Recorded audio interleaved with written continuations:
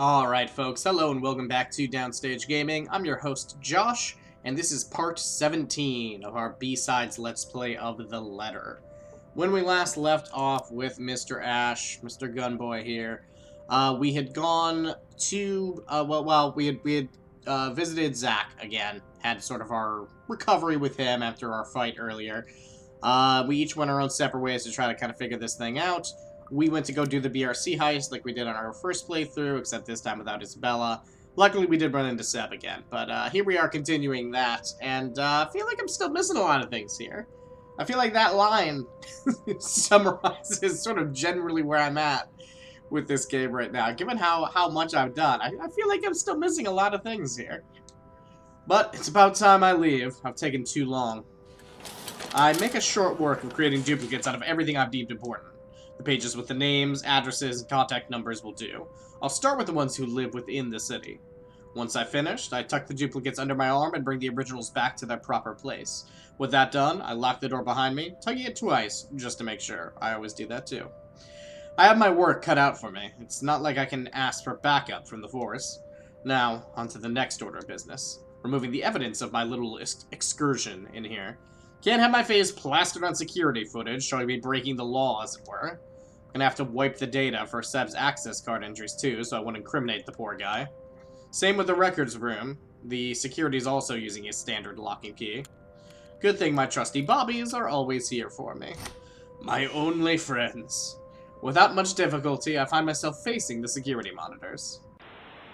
Alright, so we're gonna probably get our fun scare just like last time here, and probably have that freaking elevator QT again. Let's see.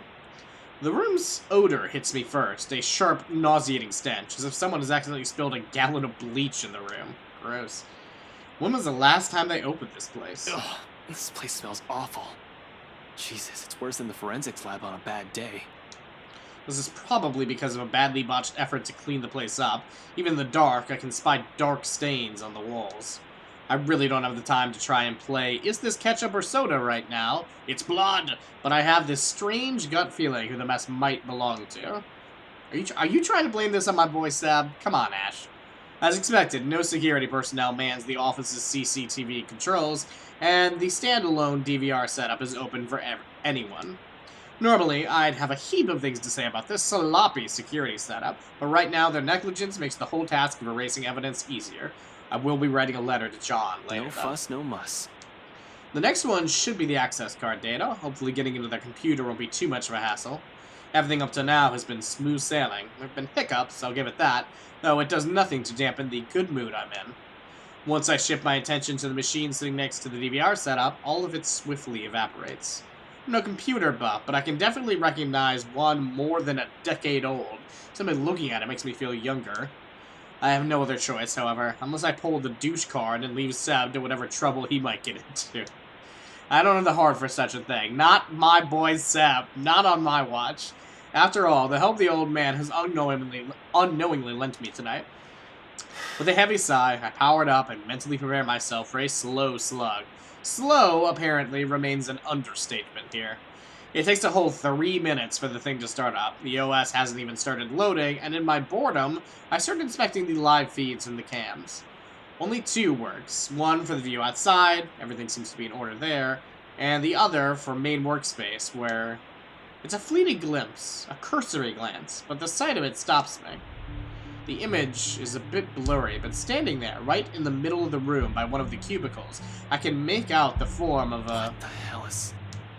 I don't get too far into that line of thought. No few seconds after my words have slipped out without any sort of warning, while I'm still trying to make sense of what it is. A moment of paralysis hits me when she stops right in front of the camera. Like a damn rookie, I go, still in the face of danger. I definitely haven't been trained to handle the supernatural, and this is one, isn't it? And... oh, fuck. Her eyes bore into me, the malice in them piercing. Even beyond the screen, it's enough to make me go numb. Only the mug crashing to the floor and my hand accidentally takes to swipe at it snaps me out of the trance. Without second thought, I back away from the controls, from the room, ready to be done with this place. But before my foot even moves, she disappears. It even got me knowing it was gonna happen. It wasn't as bad as last time, but it still got me. Instinct instantly takes over, and my hand quickly reaches with the gun at my side, only to meet empty air.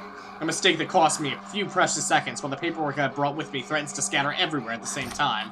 Gathering everything and myself once more, with no weapon to protect myself, my sense of self-preservation kicks in next, and I lunge towards the door.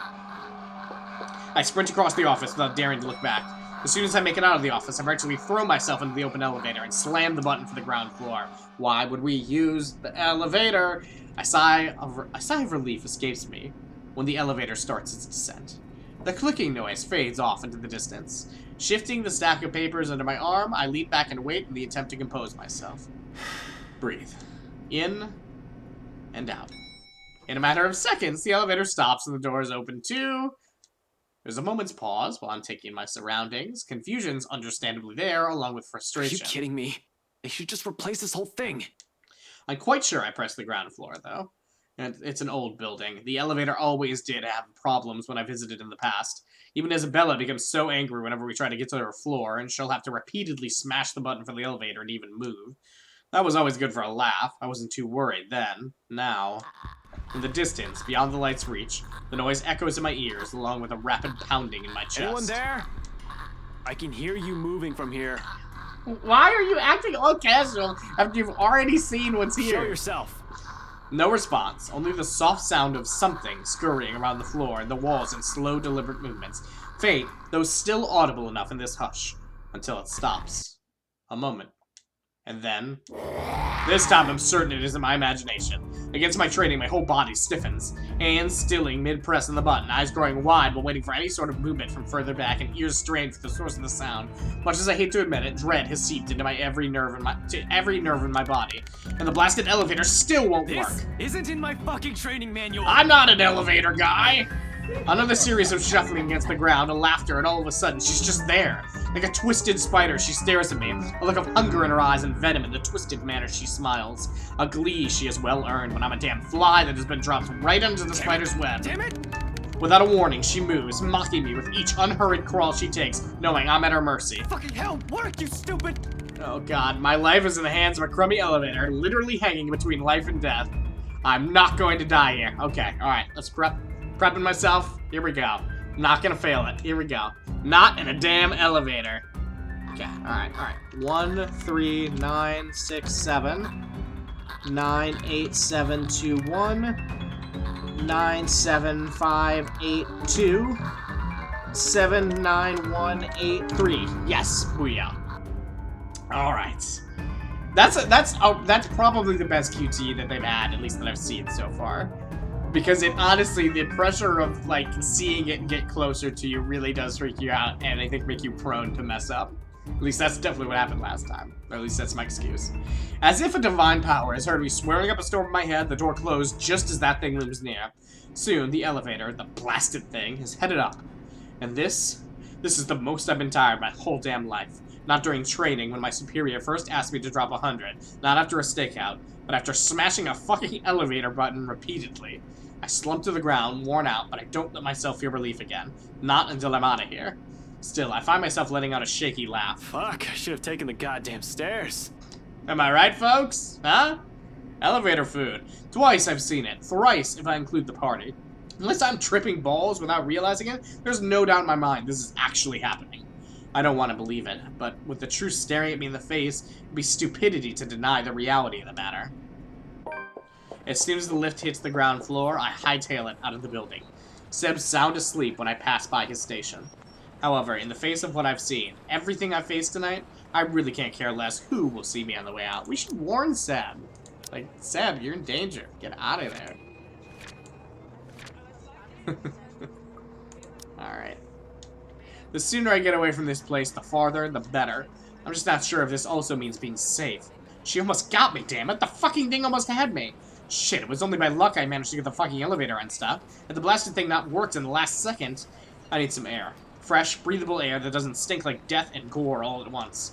I'm panicking, Christ. Losing focus. I can't afford that right now. I can't lose it when Zach and Rebecca might be in trouble as well. Remember your training, Frey. Oh, don't worry, they're both fine this time. Another deep breath, and soon I'm starting the engines and driving off. After that little incident, somewhere open would be good. Someplace I won't get trapped. Luxborn Park brings a welcome relief, though only by some. The chill that seeped in my bones is still there, furling and unfurling underneath my skin. If I don't move, if I don't busy myself with anything, soon my brain will go haywire. It's the last thing I want to happen when there are plenty of things to do. Alright, I just want to take a look at where we are in the tree right now. Okay. Yep. And we're still following this bit without Isabella. Okay. And eventually, we'll hit another bit. Okay, so we're not going to catch up to anything we've seen for quite a while. I mean, I guess that makes sense. Again, this is a big one. But this already answers all of it, doesn't it? Those deaths? Just how many copies of the letter are out there? Isabella can't have the only one if people are also getting cursed. I still don't believe that. I still don't believe that the letter is the root thing here. Could it be that the one she has shown us is just one of 5? Maybe even more? That whole pass this to 5 people business is ridiculous, but at this point, is it still? All in all, I found 2 deceased people who might have read the letter, 4 if we count Cooper as well as Isabella, and that's only with what I can find right now. I have no idea how the contractors and specialists hired from outside the company are doing, if they are in any way affected. How many more people are suffering? How many are missing? How many are dead? Can I still even blame the Wrights for all this? If anything, they might be in danger as well. I don't think I can wish a curse upon anyone, no matter how big of a douchebag Luke Wright is. There's also that woman. How do we get out of this mess? How do we get away from her? Shit, still so many things we need to look into. Yet all my body wants to do is pace, burn out whatever excess energy there is in me. I'm not going crazy, am I? I saw that. I'm pretty sure I saw that. I didn't inhale anything weird. Just shit. Yeah, I mean, Ash is definitely in a worse place without Isabella here to provide some sort of comfort. Shit. Of course, the panic passes soon, replaced by another tense silence as everything sinks in, the awareness of the much bigger trouble looming over me, us. We're in deep shit, and it has finally caught up and hit me like a ton of bricks. Because Isabella had been warning of us since day 1, and I'm the first person who brushed it off. Suddenly exhausted, I slump down on a bench and bury my face in my hands as every regret bears down on me. And in the stillness of the park, a plea slips out. Isabella, what am I supposed to do? Tell me, please. A desperation. After all my failures, after all the things I've disregarded. All at a cost to the people I care about.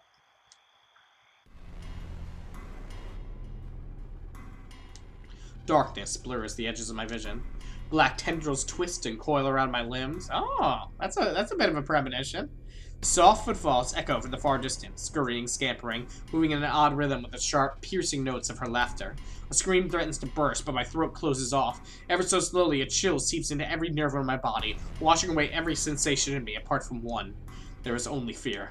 Once again, her laughter echoes, a sound both bitter and unforgiving. It is the last thing I hear before she reaches for me. The ground trembles. The world slows to a stop. Morning breaks in a blurry mess of vivid shapes and colors. Oddly, there's no feeling of terror or confusion gripping me, despite the vague images that has driven me from sleep. Has she just been sleeping on a park bench? Awareness kicks in shortly, though slow and sluggish, as I blink away the last remnants of unconsciousness from my eyes. The early morning light already screams from the open windows when the memory sets in, and the room I'm in finally comes into focus. Not a room. My car. Okay, alright, I'll find it. I'm bunkered down here last night after my nerves had calmed. When you almost get trapped in a confined space, there's no question about staying somewhere open. Not again. She might appear any time. She won't catch me off guard again, that woman. Is she still one in the first place? One that we'd normally call a human? Can it still feel guilt? Does it understand pain? Fuck, I'd take breaking and entering charges over whatever she was any day. Pushing myself upright, my eyes wander idly towards a mess of papers I've gathered from BRC last night. Proof that none of it is a dream, no matter how much I wish for it. Then it shifts to the view outside, right to the line of trees and winding pathways. There are some already strolling about the place, a few people here and there, dotting the space my eyes can reach, but otherwise the whole park is empty. Quiet. For some reason I can't stand the silence right now, not when that woman's face has been burned into my eyelids. Whenever I close my eyes, I see her. I'm in love with it. It's a miracle I'm still able to get a few hours of sleep, even with that horrid laughter of hers still ringing in my ears. But then, maybe it's still my exhaustion at work. You think I'm used to going 48 hours, maybe even more, without rest. I don't think you ever can get used to that, Ash. And I am. But what happened to BRC has shaken me up like nothing else has. Thugs and criminals, hell, even crime lords I can deal with. But ghouls and the undead? Oh, I didn't sign up for that. Seriously, this better not be the start of some sort of zombie apocalypse. Actually, maybe a zombie thing would be preferable. I'd at least know what I need to do. Shoot dead stuff until they're dead for good and leave figuring out how everything went to hell to the scientists. Thinking about it won't change anything, though. She's just toying with our lives. She's dangerous. If we don't do anything about her and this curse, we'll definitely be pushing daisies soon. I can't let what happened to Isabella happen to the others as well. I've dallied on this long enough, left all my friends in harm's way after the warnings they've given me. I do admit I'm afraid. But beneath the terror, adrenaline keeps me running, compels me to take action. To do something, I still have 2 other people I need to check with. Isabella would definitely get in a tizzy if I don't check on them. God, I should have listened to Isabella. Maybe I don't need to outright believe her, but I should have listened. Then maybe she wouldn't be... there's no point in dwelling on what-ifs and should-haves. I can't do anything about the past. What I should be caring about is what might happen. That I can do something about. With one last sigh, I start my car and slowly pull off the parking lot. Zach has already been warned yesterday. I trust him not to do anything stupid. Rebecca, on the other hand, we ended on a bad note last time. Might as well mend things with her first. Cold Luxembourg air meets me upon slipping out of my car. Not unusual in itself, that's what Luxembourg's weather is supposed to be. A bit cold, damp for the most part, and more often than not, terribly drab, with an occasional sprinkling of rain every few hours. The sky's still clear, but I'll give it a day or two before the weather takes a turn for the worse. Yeah, I believe that's tomorrow night. I've complained about the awful rains for years, despite having lived here my entire life. I have to admit, though, seeing it return to the usual feels extremely reassuring. At least something is still normal in the world when I can no longer think the same for the situation we're in. A nightmare. That's probably what all this is. Usually I'll say, I've been through worse, but that's simply another lie I've often told myself, isn't it? And I've fed myself a great deal of lies through the years, just so I won't have to think about it the next day. Maybe we won't even have this problem if I haven't been running away and ignoring things, hiding them someplace no one will see, because I've since believed doing so is a show of weakness. Zach's probably right. Perhaps I've always been afraid that my own incompetence might be at fault with what happened to Isabella. After all, it's true. And now, after it has stared at me right in the face, I'm at a loss. I have no clue how to deal with it. Scared shitless to boot. The fuck do I know about ghosts, though? Jack all. What is Zach? What is Rebecca? Well, they've both been slowly learning things. Z-Man has shown me photographs, mentioned weird things happening around him these past few days. Bottom line, he likely knows as much about this as I do. Why else would he approach me? The guy knows stuff. The guy who knows stuff, according to him. In the end, all I've done is give him the brush off. Some reliable guy I am. Hell, Rebecca's probably in the same boat, grasping for anything that might provide an answer, a way out of this. What can any of us do when all of us lacks an understanding of what's happening? One thing's clear about this, however. That thing is after us because of the letter. Isabella's accident might as well have been that ghost doing. Both Rebecca and Zach have seen it too. She'll go after them as well. Yet here I am, walking up to Becca's door, one slow step at a time, a stalling tactic to allow myself time to put the mess in my head in better order. How to phrase this, when there's a 90% chance she's still pissed about a whole different matter. It's the only reason I didn't check in on her last night. I'll only alarm her by showing up in her home in the middle of the night, acting like a babbling lunatic. And her anger can last quite a while. These past years, it seems the only one she's been able to easily forgive is Isabella. Kinda wish she's here to help me talk to her. I run my hand through my hair and straighten out my jacket before knocking. Once, twice, 3 times, just to be sure Becca has heard me, even if she's asleep. She's usually awake by now, though. Hey, Becca, it's Ash. Open up. Don't tell me you're still in bed. Seconds tick by. No answer from her, and dread has started to creep up. I've been trained to handle dire situations, but the feeling has been doing that quite frequently since last night. My mind begins to anticipate the worst, and in the next minute, concern has mixed in with my thoughts, and I bang my fist on the door, louder this time. She'll definitely be livid, but I'd rather face her wrath than a dead body. Becca, it's Ash. There's something we need to talk about right away. Open up, I know you're... Your girlfriend left early this morning. Oh, I forgot about this guy. I love this So guy. if you could do us a bloody favor and shut up, that'd be real fucking polite. My hand pauses, short of landing another heavy knock. If your fist touches that door one more time, I will come over there and kick you in the balls. From the other unit, Rebecca's other neighbor peeks in through his door, though I see nothing but a bundle of blankets. I'll say they need help from being devoured by their sheets, but it sounds like he's just fine. He's a huge asshole, too. Course of action, so people like him won't ruin your day. Act like the nicest person on the planet. Has done me wonders when I was a rookie patrolling the streets. No need to match his temper. Oh, Did she say where she was going? I don't know. She said something about meeting someone or something. Something about being chased by a ghoul in a library. I don't give a fuck. Well, what am I, her keeper? You know, some people want to sleep in on a bloody Sunday, so keep it down. Just looking forward to this weekend. Thanks, you damn git. Well, there's no need to be an ass about it. I'll get out of here.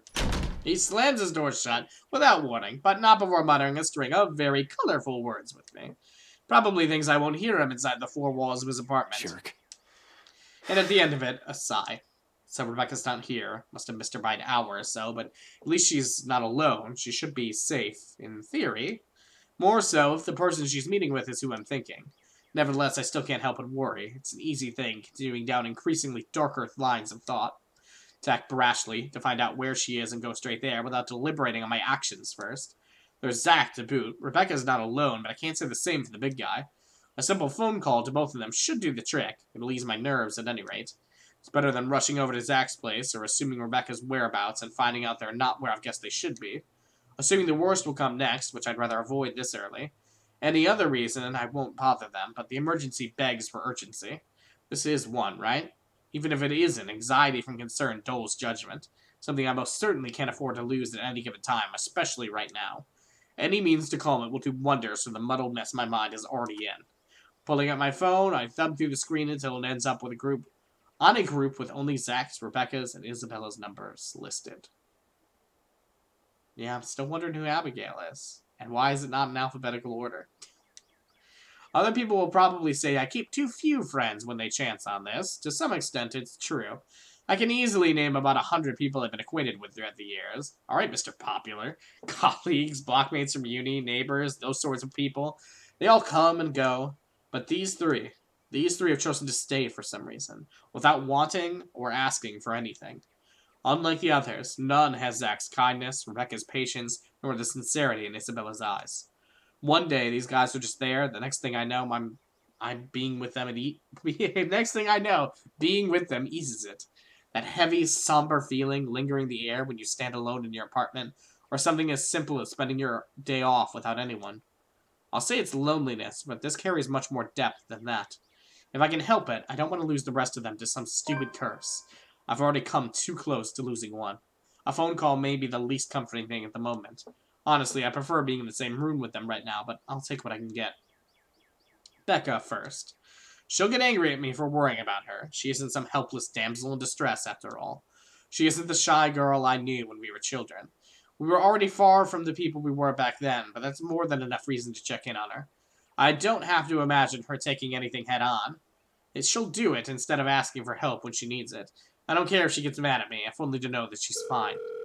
A ring. In the silence of the hallway, it sounds almost as... Its sound alone might as well be sharp enough to pierce through my ears. Another second passes. 2, 3. But when on the 9th ring, it goes straight to her voicemail. A cold feeling instantly lodges in my stomach. Rebecca Gales here. You've reached my voicemail. Sorry if I can't get to you right now. Oh, and if this is Isabella, yes. God, I you'll forgot need how to reheat the stupid food in my fridge. all of the voicemails Otherwise, in this leave a game are. message. Probably just busy, that's all. Though I still barely manage to keep my voice even when I speak. Hey, Becca, call me back when you're free. We need to talk. ASAP. Becca will be alright. Is alright. She's safe. She's with someone else. In the event that woman shows up, she'll have someone with her. Someone she'll be able to ask for help. She's safe. She can handle herself.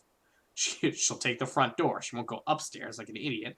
Becca might have a fiery temper, but she knows when she's faced with something she can't handle herself. Rebecca will see my missed call, and she'll call me back. Though I don't express it enough, Rebecca is someone I consider important to me. Yeah, you sure have a weird way of expressing it. She's been my friend for the longest. Anybody else would have been fed up with me and left. The girl stuck by me no matter how big of a jerk I've been. There's Zach and Isabella now too, of course. I'll always be thankful for having them around. The worst times before, however, Becca was there. No one believes it when I say it, but I've surely had my awful moments as a bratty kid and as a horrible teen. Issues. Too many of them to count and refuse to deal with for a time. At least that's what Andrew likes to tell me. I tend to think nothing of it. It has mellowed down over the years, thanks to the professor, mostly. But at times I do wonder if it still burdens me the way it did all those years ago. After all, I was terrible, especially around the time of my parents' separation. Looking back at it now, I had no reason to direct all my frustration towards everyone else. While I wasn't a kid who lashed out at anyone, preferring to keep it to myself and turning those negative feelings into more productive things, I've grown distant from a lot of people because of it. From my old friends back at my old school and the neighbors I've hung out with before moving, a habit I've likely brought with me into adulthood. I was just so angry with everyone and everything. All I kept thinking about was myself, wondering, why me? In retrospect, I was a selfish little bastard who thought the world revolved around me, that I shouldn't have been going through it. I believed my behavior was entitled, that I had the right. Tough times, but she stuck with me. Snapped me out of my little sulk, as she often phrases it, whenever she sees the chance to bring it up. She didn't tolerate my bullshit, but she didn't leave me alone either. If anything, the whole thing made her stick around. Her concern may have grown a bit too overbearing as the years went by, but she's still an old friend, nevertheless. I owe her a lot. That won't change. Damn it. Where are you, Becca? Another message left in her voicemail. Then, on my third call, I hang up. For the time being, I can't do anything more than to wait for her to return my calls. Worrying aimlessly won't get me anywhere. Zach, on the other hand, that guy attracts trouble no matter how much he tries to avoid it. Doesn't help how he hasn't been too hot lately with a lot of people. His mention of plans yesterday doesn't sit too well with me either. He might be the next responsible adult after Rebecca out of the four of us, but I've still got to check in the big guy. Make sure he's doing okay, at the very least, whatever he has planned on doing. All I'm asking for is to not be idiotic. He's a sensible guy, I'm sure. However, desperation clings and pushes people to do things, rational or irrational, it doesn't matter. Clear thinking flies out the window the moment you're in danger, and I sincerely hope he has not found himself in a tricky situation. His phone doesn't even ring before he answers, or his voicemail, at least. Hey, it's Zach. Well, a voicemail anyway. I'll get back to you as soon as I can. So, just leave a message, yeah? And no, Ash, you're not allowed to lockpick your way into my apartment again. Nobody Do does what any this. other decent human being does, and call if I'm not around. Thanks. Like, you know, apply to a job and, you know, they call you back or you call for an interview or something and they get that voicemail. You don't want that. Did he turn it off? Why? I don't even want to assume the worst yet. Maybe he's forgotten to charge it. No, it's the ghost hacking. It's the phone hacking. Can't be. The guy can be a bit of a Boy Scout, even more than I am as a cop. He's the type who has an extra battery or a power bank in his bag if he ever needs it, and he always does. He won't say anything or brag about it, but he's got quite a roster of VIP freelance clients. He won't just leave his phone dead in case he's on the field, particularly when people will likely be looking for him. He always leaves his connection open whenever clients or his friends need him. Zach is reliable like that. Why isn't anyone answering? His mobile in an out-of-range area sounds more plausible, though the thought of it doesn't completely shake off the unease. Unlike Rebecca and I, he took the time to listen to what Isabella had been saying, and even if he didn't believe it, he was definitely the first one to offer help or try to do something. If he ends up in trouble doing whatever it is, so help me, I'm going to... Well, I can't be rash, I'm aware of that. Been running the same reminder in my head since last night, but if something happens, I'm certain my reaction won't be pretty. The added guilt from those times I repeatedly dismissed him will surely haunt me. Yo, Zach, call me back, alright? I wanted to check in and, yeah, just please call me back. It's usually a joke between us when I say he's the Watson to my Sherlock. I don't see him as some assistant to put aside until he's needed, like some people like to believe, though. He's not some pity friend I keep around to make myself look good. If anything, he's the one who stayed by me out of pity. Zach's the one who puts up with me most of the time, even when he doesn't need to. It's not a case of a cool cop who helped out a minority. In truth, I was a hard-headed, hot-tempered, and reckless rookie up until I met him. Wasn't anything sudden, and some part of me is still that rookie. Yeah, I mean, of the four of you, you do suck the most, Ash, that's true. But I've grown, thanks to him. He tempers that part of me. Considering how our first impressions went, I'm lucky he stuck around. Becca and I may have spent a lot of years together as children, but Zach, he's probably the closest thing I'll call to a best friend. No, it's more than that, a camaraderie no words can express. He has my back, and I'll always have his. He's a brother I've never had the luck of ever having, only child and all. And I have every reason to worry about my brother. A brother from another mother. Becca's neighbor did say she went out to meet with someone, no specific names.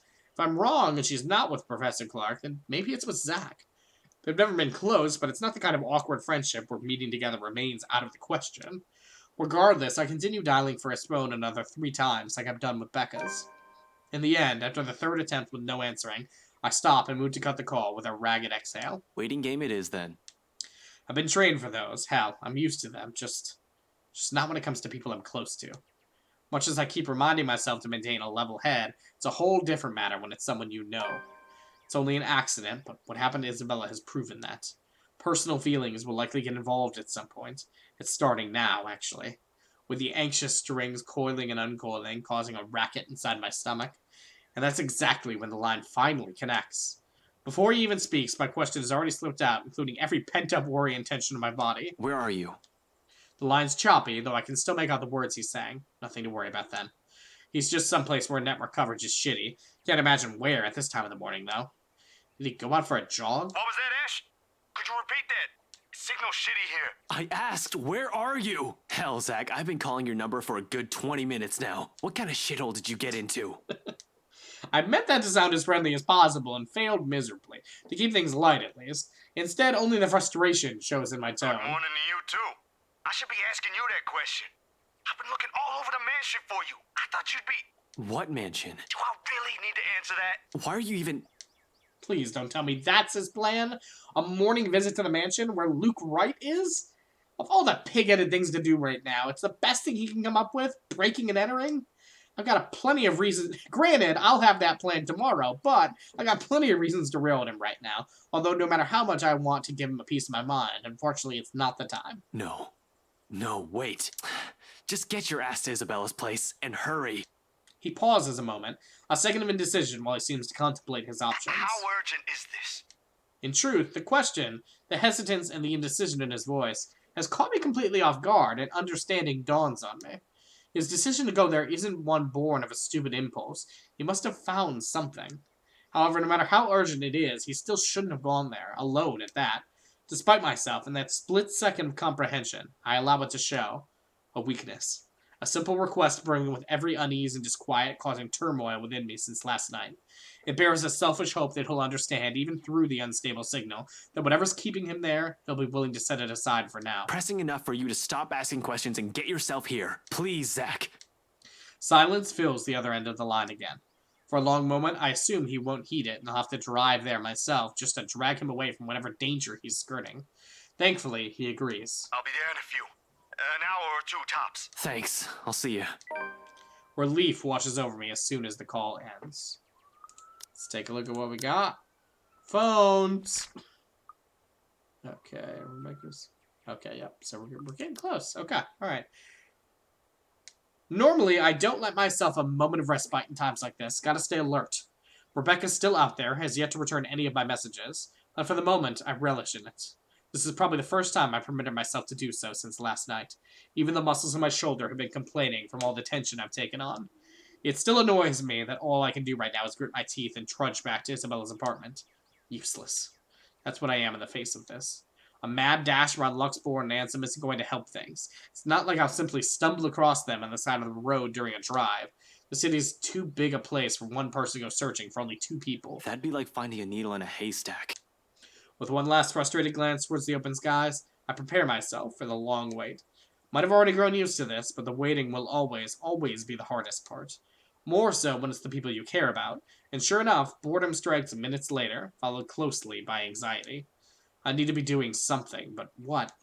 I've already gone through those papers from BRC last night, twice, in fact, and I'm still at a dead end.